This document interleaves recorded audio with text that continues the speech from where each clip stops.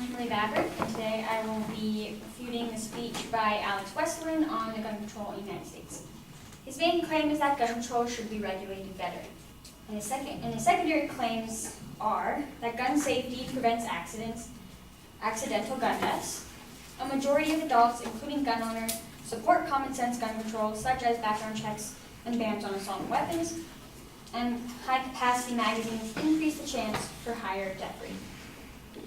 In his first claim that gun safety prevents accidental gun deaths, he supports this by stating that responsible gun owners have fewer accidents. As this is true, it's contradictory to his claims that why gun control should be more regulated.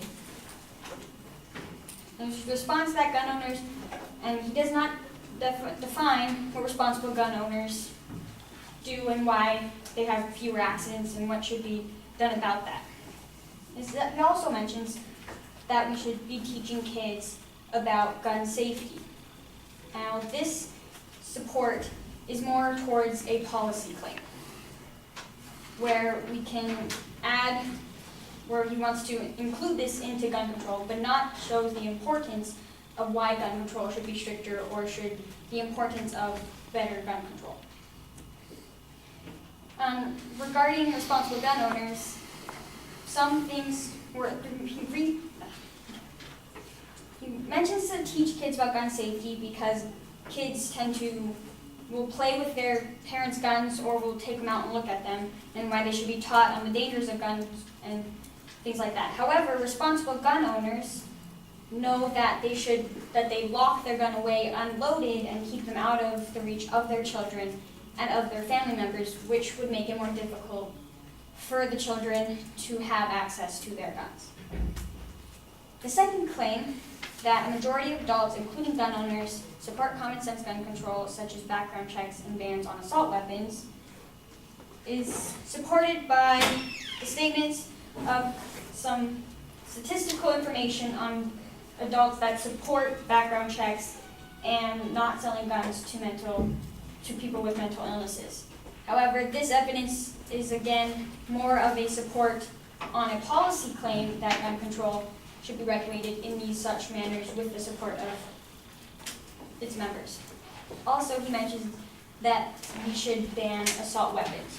Now, the definition of assault weapons by Merriam-Webster Dictionary defines assault rifle or weapons as various automatic or semi-automatic rifles with large capacity magazines designed for military use.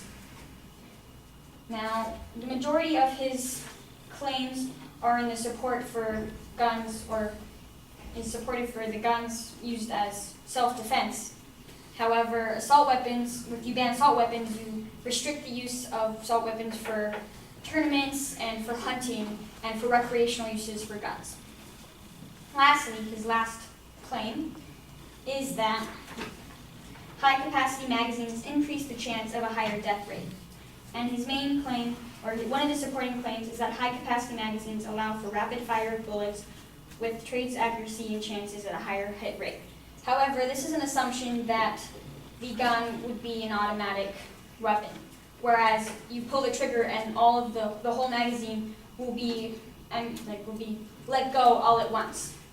However,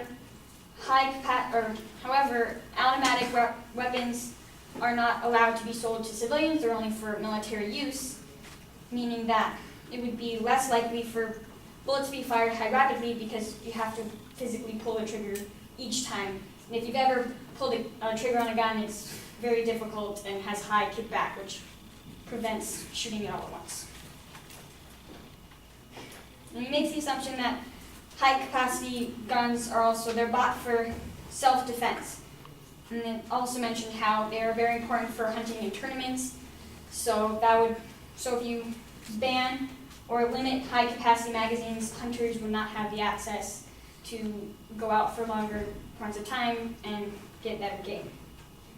So in conclusion, Alex Westland makes the points that gun control should be regulated in a better manner. However, he makes assumptions that gun owners have automatic weapons, and a lot of his points are for a policy claim instead of a claim of fact. Thank you.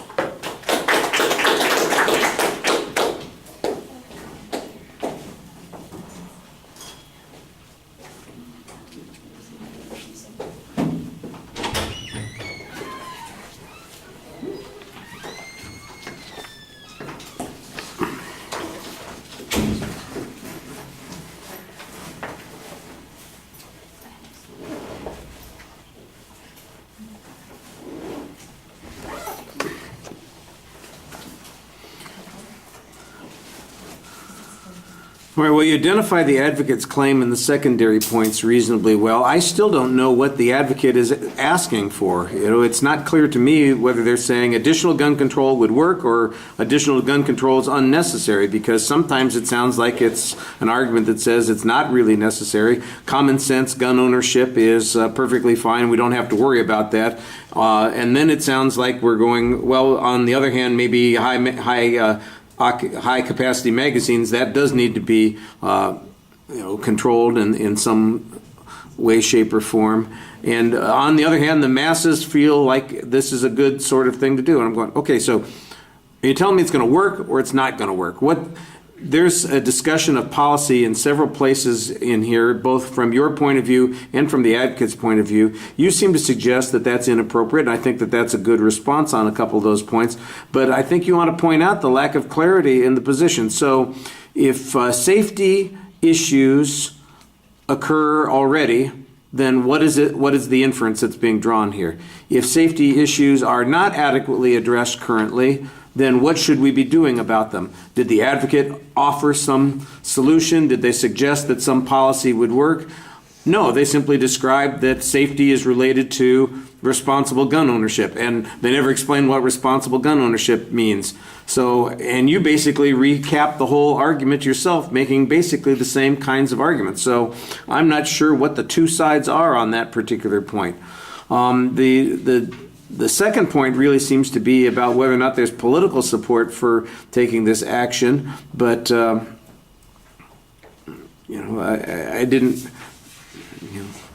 didn't hear anything that suggested that it would make a difference one way or the other to the number of deaths that are out there or the number of injuries, just whether or not people would find it appropriate or inappropriate. And then you talk about some of the restrictions that would be imposed on a variety of people, tournaments and hunting and recreational purposes.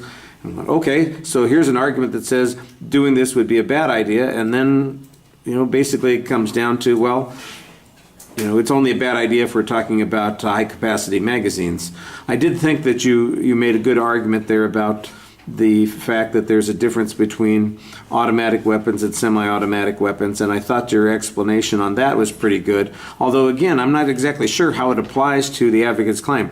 Part of this problem is the difficulty in figuring out what the advocate's original point was. It's not necessarily your responsibility, but it is part of the process there. And, the same thing on the third point. We get some repeating and some analysis. At the end of this, though, I'm still left with the situation. So what's the controversy? What position is the advocate taking? What position are you taking? And I just didn't think that it was very clear. All right, but you had a couple of interesting points in the process. All right, thank you.